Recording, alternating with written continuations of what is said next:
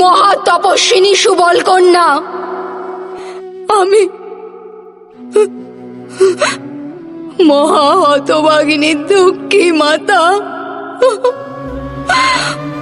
আজ তোমাকে অভিশাপ দিচ্ছি। যে প্রকারে আমার বংশের বিনাশ হয়েছে, সেই প্রকারে তোমার চোখের সামনে তোমার যাদব বংশের বিনাশ হবে। পশুর ন্যায় সমস্ত যাদব একে অপরের রক্ত পান করবে, আর বাছুরের ন্যায় সমস্ত যাদব বালক ক্রন্দন করবে। ওদের অশ্রু মুছিয়ে দেওয়ার কেউ থাকবে না। তোমার নগরীয় সমুদ্রে নিমজ্জিত হবে। আর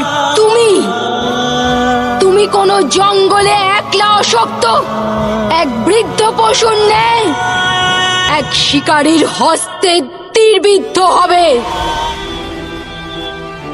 এক পুত্রহীন মাতার হৃদয় থেকে নির্গত অভিশাপ কখনো বিফল হয় না।